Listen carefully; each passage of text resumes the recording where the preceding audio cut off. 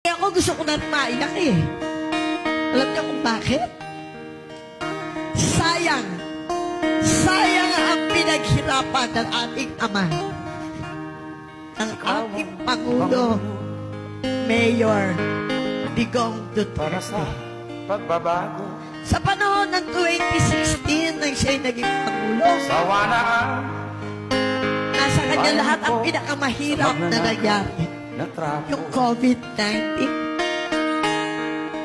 Walang pondo ang bansa. Madilim na kahapon, Pero pinilit niya na magampanan ikaw ang upang mailigtas madahon. ang mga buhay ng ating mga kababayan.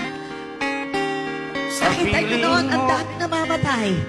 di ko Pero ang ating Pangulo, mawawalan hindi bumibitaw. Dahil ayaw niyang pabawasan ang ating mga kababayang Tayo na, Pilipino. Pilipinas. Tayo na Alam niyo po, magbago. yan din po yung una kong pag-upo bilang kusya ng Hawak Luzon ng kamay Pasay. tayo 2016. para sa Kasabay kami. pagkasenso. At yan po hindi pinapasok sa Pasay Ikaw ng at aming ako, mayor. Dahil tayong kalaban. lahat Siya po'y kayo dilawan ligo. hanggang sa nagpapalipat-lipat ng kulay Para hanggang sa tunay na nandito siya sa kabilang pagbabago. partido. Pero kapag napulalaban ng ating magiting na Vice President, lilipat din yon. Kaya ngayon, marami na pong gustong lumipat. Nag-uumpisa na ang mga politiko ng koneksyon kung paano lilipat sa ating minamahal na Vice President, Inday Sara. Droga, Sabi nga po ng ating Pangulo Tatay Digong, dapat nang iba siya, mapigilan. iba si Inday. Anak niya, pero magkaiba sila. Sapagkat si Tayo na, Tatay Digong, Pilipinas.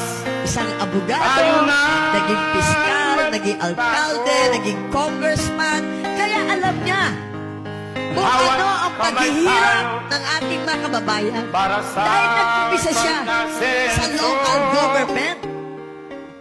Hindi siya nag-umpisa sa national government. Kaya alam niya ang damdamin at puso ng bawat isang mamamayang Pilipino. Alam ang kahirapan nang siya'y naging Pangulo. Para sa Alam niyo po ba ang mga mayors? Takot. Takot mangurap. Takot gumawa ng mga mali. Although, nakakatawa pa rin. Pero marami nangingilan. Dahil ang aking Pangulo, ang Tatay Digong, sobrang straight. Gusto niya tama ang at yakagin tayo na tumaas ang dignidad ng mga Pilipino. Sa akin pong pag-upo bilang City Councilor ng Pasay, sinamahan ko siya.